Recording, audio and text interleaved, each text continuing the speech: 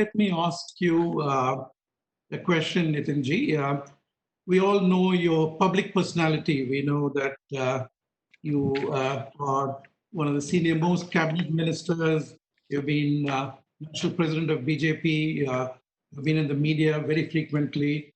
We'd like to know a little bit about your the real person that is Nitin Gadkariji, i.e., what was your early days like? Who inspired you to pursue a political career?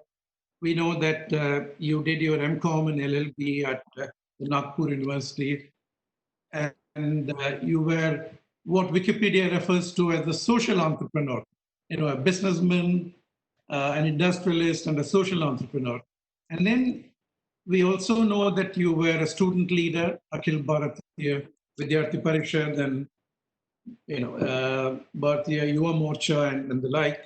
But tell us a little bit about what was the inspiration, what were the early thoughts, why did you become the strong political leader and the leader of the country, as it were? Tell us a little bit about that. Actually, from my childhood, I have got association with RSS, and in my student career, I was member of Akhil Bharatiya Vidyarthi Parishad, IBPC. Actually, that was the time of 75, start of emergency at that time. So, as a student leader, I got opportunity to participate in the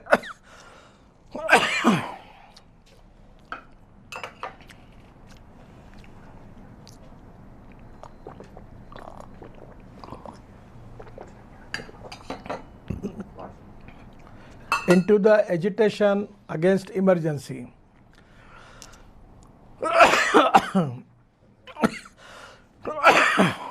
At that time, I was a student leader in Nagpur University. I was inspired by the ideology of Akhil Bharatiya Vidyarthi Parishad. At that time, I decided to do something for society and for the country. And on that time, my teaching, my samskar from Vidyarthi Parishad and RSS, which give me inspiration and motivation to work for politics. Actually, the true meaning of politics is not only power politics. True meaning is Rashtra Karan, Samaj Karan and Vikas Karan. Politics for socio-economic transformation. And actually, I have a conviction that politics is an instrument of socio-economic reform. And that is the most important thing which inspired and motivated me to work for society and for the country. And after my student career is completed, I joined politics from grassroots level. Actually, neither my mother or father, no one was any big leader in political party, neither MLA or MP. I am from the agriculturist background. So basically from my childhood I have keen interest in rural development, agriculture, the handloom, handicrafts, and actually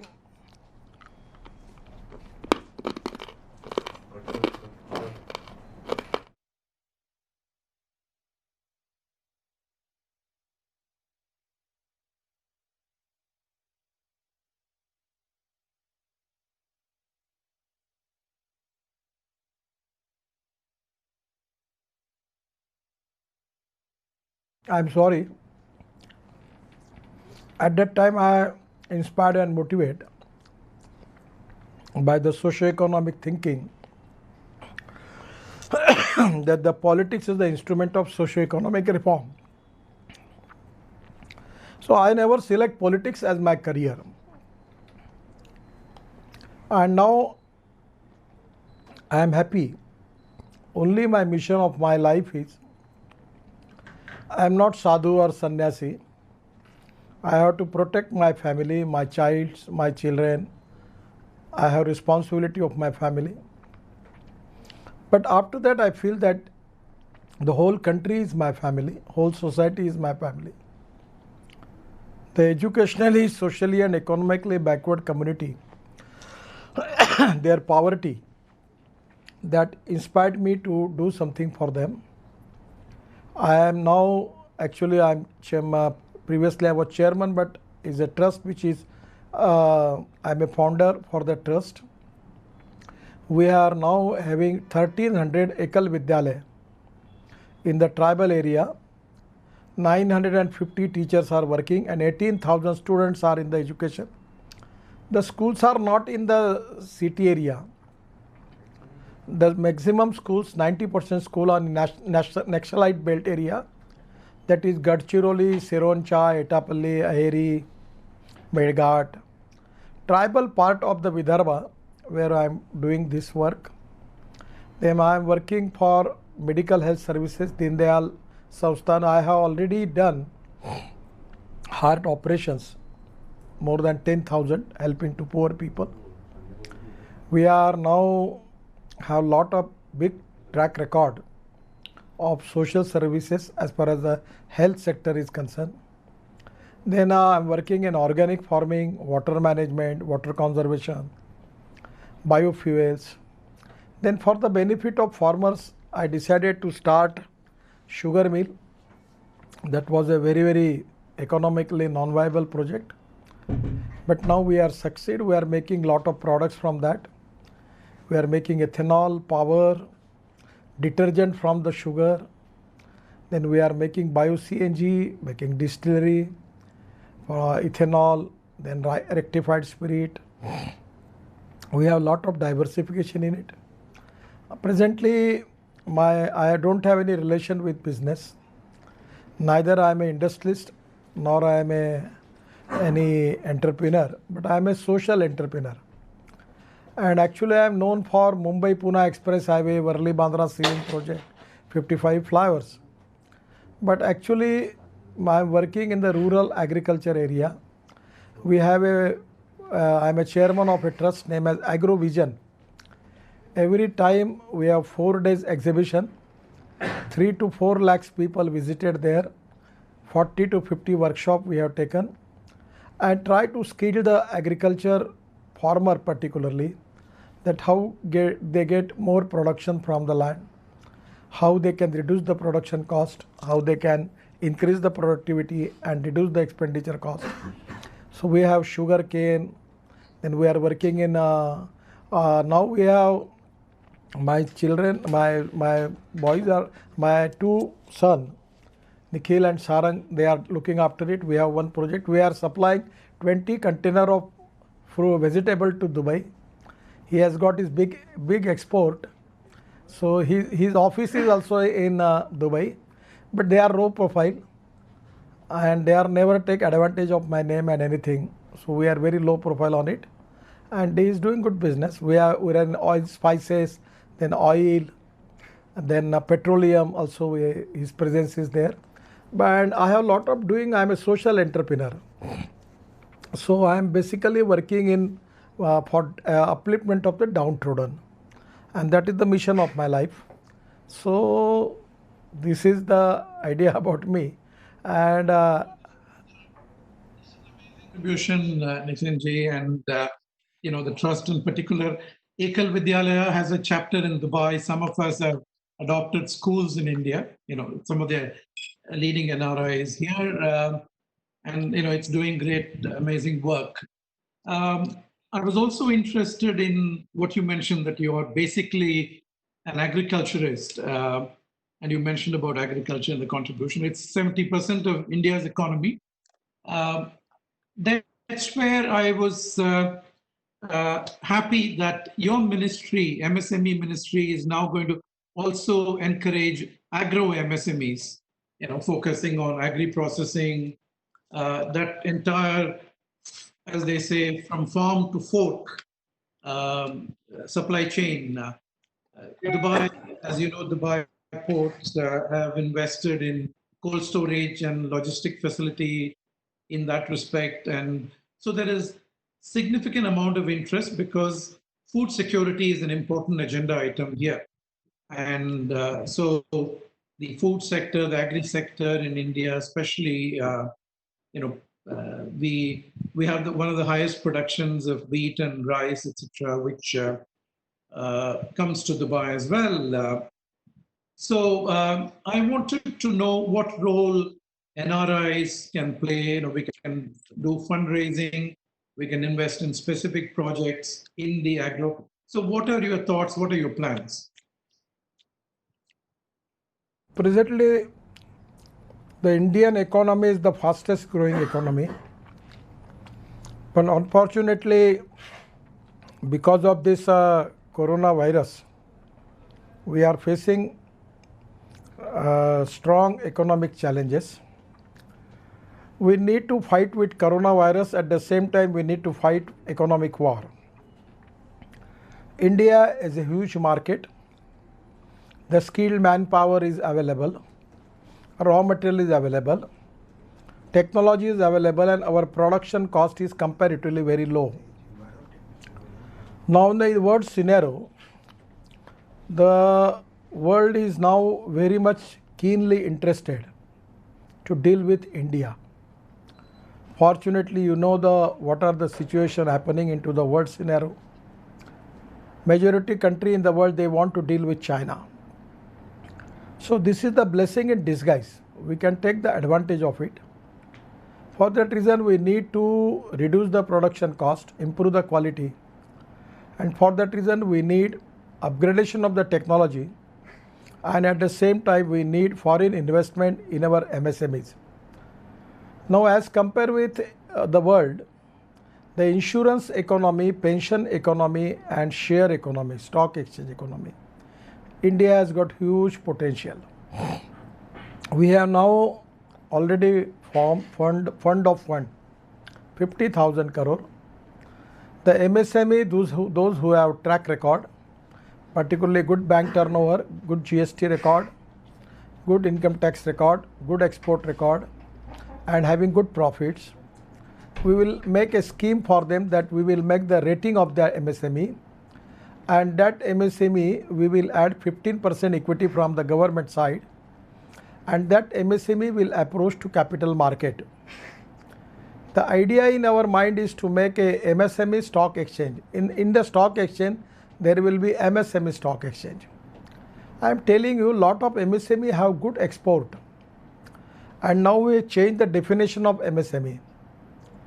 The medium scale MSME now, their investment in plant and machinery and equipment, that was only 10 crore. Now we have taken it to 50 crore. And the turnover was 20 crore. Now we have taken it to 250 crore and also excluded export turnover from that. So all MSME will get the advantage of all our schemes. And already India has 29% growth. The GDP contribution 29% from MSME. 48% of the export of the country is from MSME. And up till now 11 crore jobs created by MSME. So my suggestion and advice to you, I don't know what is the facility available in Dubai or not, but even you can make some private MSME exchange in Dubai also, where we can help you. We can think about this idea, and you can invest in an Indian MSME, those who have good profits, where government is taking 15% equity in it. That can be a good profit for you. As far as the returns are concerned, in Dubai the interest rate is very low, so you can invest in MSME, you will get good profits and good record. At the same time, in the banking and NBFC also, if you can invest, India has got the huge potential. The third thing is in infrastructure also you can invest. Already in NHI, I am planning to award work construction contract more than 15 lakh crore in 2 years. NHI is a very, very economically AAA rating institution. It's 100% owned by government. And our total income is 28,000 crore. Up to end of this year, it will come to 40,000 crore. and we are expecting within 5 years our total income will be 1 lakh crore. So it is a very, very profit making organization having a AAA rating. So we can find out some models, because in infrastructure 100% FDI is allowed. So we can invest in infrastructure also. We are now planning of making of industrial clusters. Near we are making 22 green highway. The Delhi-Mumbai green highway is also one of the important highway. We are now acquiring land roadside. This is the 12-lane axis control concrete road, reducing distance between Delhi to Mumbai by 220 km. It starts from Sona near Haryana, Gurgaon, going up to Savai Madhopur, Alwar, then going to Vadodara to Mumbai, Jabua Ratlam, then Vadodara to Mumbai. It is from backward and tribal area of Rajasthan, Haryana, Madhya Pradesh, Gujarat and Maharashtra. The present alignment is from Delhi, Ahmedabad, Surat, Vadodara, Mumbai. Both the side, the land acquisition cost was 3 crore rupees per acre, and here we get the land with 10 to 20 lakhs rupees per acre. So land is available. We are now ready to acquire the land. We can make industrial clusters, leather cluster, plastic cluster, food cluster. We can make smart cities, smart villages. We will make the roads. We will make the arrangement for water, power, transport and communication. There will be connectivity to airport, ports, railway stations, and we can make a smart city and smart village there. So with the private joint venture, we can make it. Now the lot of associations are interested to make their clusters. For example, the leather industry's turnover is 1,45,000 crore. There are 45 to 55,000 crore is export, and domestic market is 85,000 crore. So they want to make a cluster where all type of facility integrated in approach, all facility will be available on one place, from designing to making of shoes and everything. So that can reduce the cost. So the idea is that there is also a huge investment opportunity. Then we are making such type of 22 green highways. One is Delhi, Amritsar, Katra. That is also the land acquisition is started. We are going to complete the Delhi Meerut highway. Presently, within a 6 months we will complete it. Presently it will take 4.5 hours come from Meerut to Delhi. But after this highway it will be 45 to 50 minutes from Delhi to Meerut. So my suggestion is these are the new avenues. Then we are planning for making of bus port, then roadside amenities, petrol pumps. Then we are making of ropeway, cable car, funicular railway, that public transport system on electricity, broad gauge metro. The huge potential is there. We are a lot of potential. We have already completed the waterways in Ganga. It is also a huge potential is available.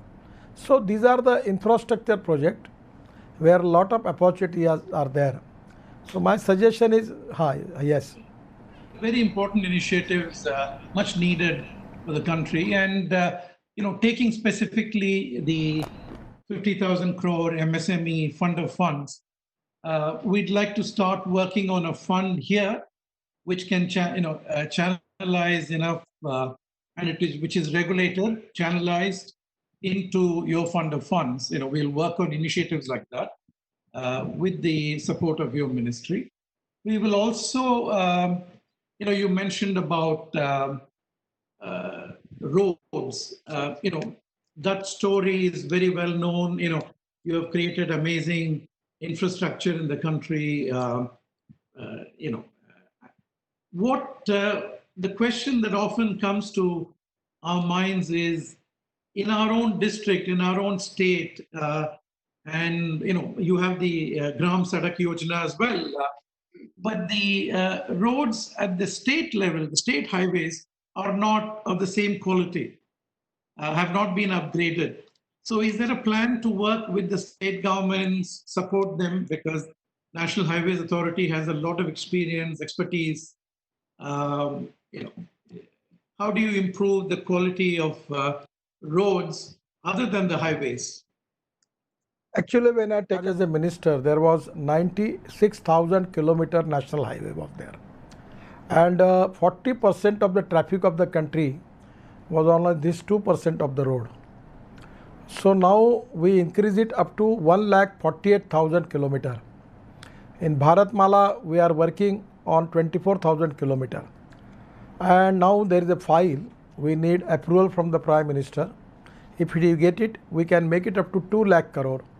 So that is going to change the all picture of the road in the state also. So already we are taking lot of preventive measures to improve the road quality. We double, 3 times more national highways now there. You take the case of UP and Bihar also, lot of works are going on. So within 1 or 2 years, there will be a great change. But as far as Pradhan Mantri Gram Sadak Yojana is concerned, actually it was a great opportunity for me given by Atal Bihari Vajpayee ji when he was Prime Minister. I was the main instrument to prepare this scheme, the Pradhan Mantri Gram Sadak Yojana. There was a committee under my chairmanship. Sundarlal Patwa was the rural minister at that time. And I have formulated this scheme, Pradhan Mantri Gram Sadak Yojana. It's a revolutionary scheme. But now it is with the rural ministry, with Narendra Singh Tomar, and implemented by the state government. Presently, my department has no any access and relationship with that scheme. But the things are moving fast. They are also giving good targets. And India is changing now. Even on the rural level, the state level, district roads, state to state connectivity, national highway, everything is now in a very, very fast mode. And within 1 year or 2 years, you will get too much change of picture in this field. I will, we will wait, because I think that is also equally important, that district roads in the states, etc., also improve in terms of quality. Let me ask a few questions relating to some of the issues faced by NRIs. And I'll start with, there was some 7 years back when Modi ji campaigned, and one of the things he said was, less government, more governance. Fewer babus, fewer people pushing files, and more people working in the field, working to build the economy, build the nation. Now, at that time, in Pune, a group of economists recommended that income tax should be abolished. And instead, there should be a banking transaction tax, small one, even 0.5%, will produce 14 lakh crores, as opposed to income tax, which is generating about 9,000 crores or so. That idea was never taken forward because it was given to a group of secretaries. Now, secretaries are not going to say, take my job out. Babus are not going to be able to deal with it. Now, in Dubai, for instance, we don't have tax, but we have fees, we have costs, which are called user fees. So people pay for a particular service. If they want that service, they pay. If they don't want that service, or if they don't use that service, they don't have to pay. So what are your thoughts? I mean, you're a senior member of the cabinet. How do you, how can we transform India based on other forms of taxation? Income tax, the cost of collecting income tax is almost 80% of the collection, because you have so many people, and then you're employing accountants to minimize tax planning, and the like. So when can we expect a revolutionary one? Because this was recommended by that the Pune economists. It was taken up, I know, by Modi ji, but somewhere it got stuck. Can we expect something like that dramatically to happen?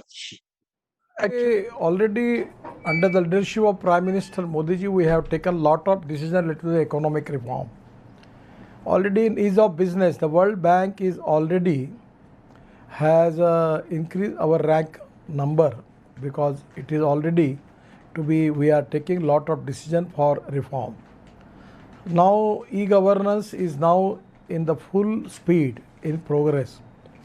But still we need to do more things, and we are very much committed for that. And every time this reform factor is very important, and we are on the fast mode for that. Regarding this tax solution, I know this completely, but as a member of cabinet, this is a matter related with the finance ministry, and in public domain it will not be appropriate for me to make any comments on it. But only one thing which I will assure you, that our government is every time very much positive and supporting for economic reform. We are transparent, time bound, result oriented and corruption free. We need to move administration fast, and we have taken lot of decision, and at least 1200 bills which was the old laws was abolished, and we have taken lot of decision for different type of reform in the country. But still the process is going on. Every time Prime Minister is very insisting on this, that basically good government and good governance and development with the help of e-governance, with full transparency, time bound approach, result oriented approach and transparency and corruption free system, the free from red tapeism, that is most important thing. We are improving lot of things now. Websites are developed now. In my ministry we have got one champion portal where we are receiving grievances of MSMEs, and it is a actually it is inaugurated by Prime Minister, launched by Prime Minister, and now we are getting good response. At least 50,000 grievances we have resolved. So now because of this all thing development of IT, there is a full transparency is there. So now even you don't need to use currency. The cards are available, digital transfers are there, the banking system is changed, many things are changing, and still the process is going on, and government is always taking lot of decision regarding the economic reform. You mentioned about streamlining administrative machinery. Again, an issue which is affecting NRIs is recently, about 6 months back, the NRI resident status was amended by Nirmala ji and the finance ministry. They said if you spend more than 120 days in India, you become NRI but not ordinarily resident, and so your global income is taxed. So we made a number of representations saying there are lots of businessmen here who have businesses in India. They need to visit, they need to check how things are going, they need to look at new investment opportunities. They have to run an operation, make sure that it is running well. So why come up with these, kind of issues or hassles? I know the purpose behind it was more recently some people have become convenient NRIs. They've made a lot of money in India and come and become an NRI. But to catch a few people that are creating issues, we should not penalize the entire NRI community here by saying they have to count the number of days. If they exceed 120 days, they become a resident for tax purposes. Global income is taxed. So as a senior member of the cabinet, would you start, also looking at, the NRIs are ready to invest. The NRIs are ready to, take up the issues, whether it is MSME, whether it is roads, whether it is infrastructure, across the board. Over the years, they have been remitting significant amount of money, which is part of our foreign exchange reserves. So can the administration, the government also look at issues like this? When we sent a representation, we didn't hear anything back, and it was not changed. So I'm a member of the cabinet. Now I am only restricted up to my ministry, that is the road and MSME. Regarding the foreign ministry's issue, regarding the finance minister issue, if you have, you please send your representation to me. I will try my level best to pursue this matter to the concerned ministry. But it will not be correct for me to make any comments on that issue, because again the media and other thing, it is going to happen, so it will not be appropriate for me. But sometime whatever the problem you have, please send your representation. I will try to take it to the concerned ministry and to resolve that issue. Nitinji, are there any specific message that you would like to address NRIs in terms of not just investments, but how do we get more engaged? Dubai, we sometimes jokingly say, is the best suburb of Mumbai. It is only 2.5 hours away. So how do we get more connected? Right now, because of COVID-19, flights not being there, we're not able to do that. But hopefully this will also pass, and we will get into more engaging one with the Indian government, the Indian economy as NRIs. So how do we do that? What is your message for NRIs? My feeling, this corona is a temporary phase. I feel that we will definitely, whole world is facing this problem. We are definitely going to win war against corona, and also India also. We are also facing economic war. But I am confident that we are the fastest growing economy.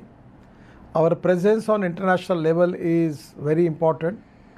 Majority country in the world, maximum businessmen, industries, they are keenly interested to deal with India. India has got the young, talented manpower, skilled manpower is available, and particularly the people like you who are working in abroad, particularly Dubai and all over the different part of the world, their contribution is really a great thing, because your talent, your vision and your entrepreneurship is giving good prestige to country also, and both our Indians are doing excellent jobs. As an Indian, I am very much proud of all of our NRI. Now I feel that that is to be economically and present situation, which appeal I want to do for you, that presently Indian economy has got the huge potential. We need upgradation of technology, and the knowledge is the power. Innovation, entrepreneurship, science, technology, research, skill and successful experiences, we name it as a knowledge, and conversion of knowledge into wealth is the future for the country. But when the people like you who are there, they have got good technology, so you can contribute to Indian industry for upgradation of the technology. At the same time, you can make your investment there, and even if suppose if you are in export and imports, you can take the advantage of Indian industry also, and you can make the things here and you can export to the whole part of the world. As far as the quality, cost, India is very competitive. Now I am telling you, PPE kit, 2 months before, India imported PPE kits from China by special aircraft, and today we are making PPE kit 5 lakhs per day. We are making sanitizer surplus, PPE kit surplus. Now we are started export for that, giving permission for that. So India has got the ability and potential, and the technology is equally important. We have got lot of research work, startup, the people, those who have got lot of good technology. Even we can take the technology help from the abroad, and people like you can be a mediator to get a good technology to Indian industry, and that can be a great contribution. As far as the quality and production cost, is very important. We have to reduce the production cost and improve the quality, and definitely that is going to give us a good market for the world. So my feeling is, it is a huge potential is available, and I'm not making any comparison. Also the profits and benefits which you are getting there, the investment returns are very less. I know what are the banking rates and other things are there. So it is more beneficial for the Indian people to invest in India. They will get good returns. Only you need to go for investment with a proper person, proper industry. That is very important. And now we are making the policy of making credit rating system. And now also I am going to organize a meeting with the stock exchange people, and we will plan this scheme. And I feel that it can be a good potential. Still anywhere regarding development of MSME, development of technology, development of skill, trainings. If you have any good idea, kindly send it to me. We will take your help also for that. And 100% I am confident that with the cooperation of all stakeholders, still you people, we are not actually you are not in India, but what our feeling is that the people who are working abroad, they are also the part and parcel of this country. We have love, affection, recognition, respect, everything for your great talent, great vision, and great contribution in that country.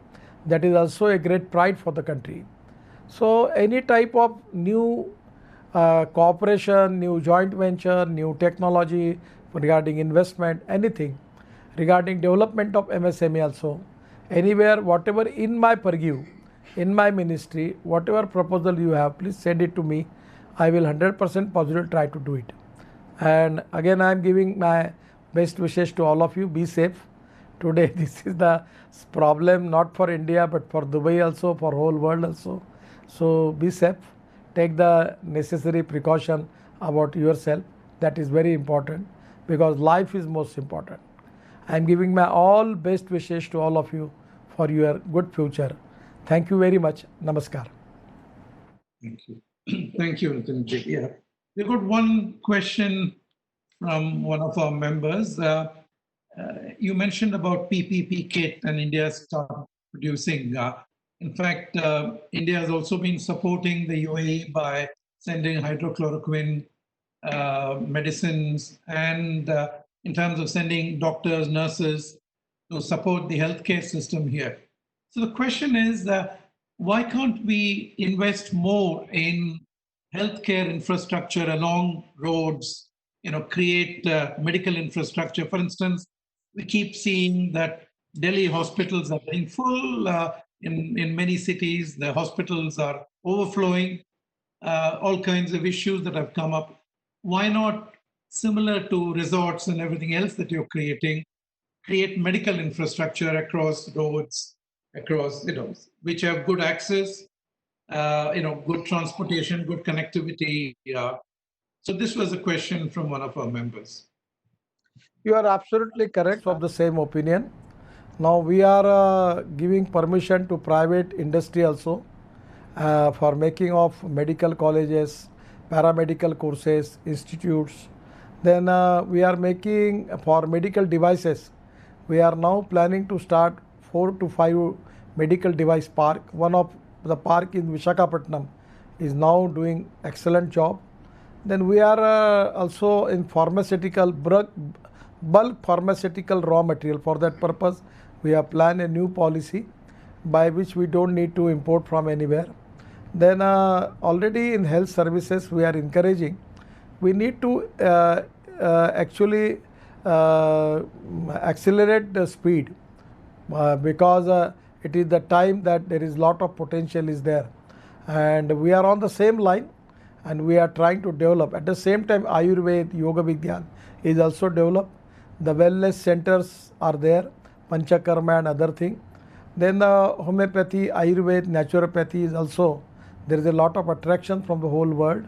So these are the line, and you are absolutely correct. We need to concentrate more on this health services issues, and we are on the same line. We are making it fast. We will try to do it as early as possible to give an international standard health facility everywhere in India. Thank you very much, Nitinji, and thank you for giving us, such strong affirmative confidence. Dilipji, is there any other questions from others? Yes. In fact, there are 2 questions come from one of our members, Sachin Mahajan, who comes from Nagpur. So, Nitinji, namaste. My name is Dilip Sinha, part of IBPC, and I work here with an American multinational also. And I'm from Mumbai. The question, 2 questions are, one is regarding Mumbai, Nagpur. Is there any future plans for bullet train? That's one. And the second question from Sachin is, there are a lot of job losses everywhere in the world and also as well in India, in various industries. So is government working on certain plans in that sector? Any thoughts on from you on that sector, Nitinji? Presently, this is the problem. But now we have already started our industry. Our 70 to 80% traffic movement is on our national highway. Our ports are open, export and import is open. And now industries are also open. I am confident that within month, 2 months, we will be in position to regularize the situation. But now presently we are facing some problem. Regarding Mumbai Nagpur bullet train, now at the time when Devendra was chief minister, he actually planned a big project, a Samruddhi Mahamarga between Nagpur to Delhi, Nagpur to Mumbai, and the work is going on. But now on the road side, there is a land is available. For the future, they can think about it. But in my Delhi-Mumbai Express Highway, there is a land is available. If any company is ready to start any type of new innovative mass rapid transport system on electricity, I can immediately within 8 days, I can give full land for that. The land is available, but he has to invest in it. So this can be possible. But Delhi-Mumbai also, Delhi-Nagpur also, Nagpur-Mumbai also, now it is the new government is there. So I don't know whether they will take this proposal or not. But definitely we can think about it to construction of bullet train from Nagpur to Mumbai, and that is also got a huge potential. Thank you, Nitinji. Thank you. Right. Nitinji, you've been very kind. You gave us half an hour, and I think you have exceeded it.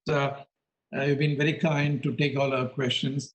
What we'd like to do is to continue this dialogue by, hopefully once COVID is behind us and once flights resume, actually bring a delegation with specific proposals in terms of investments into the fund of funds, into the agri sector, a number of other sectors that you have mentioned in terms of the opportunities. So we'd like to come and meet with you and your officials and give some progress from this end.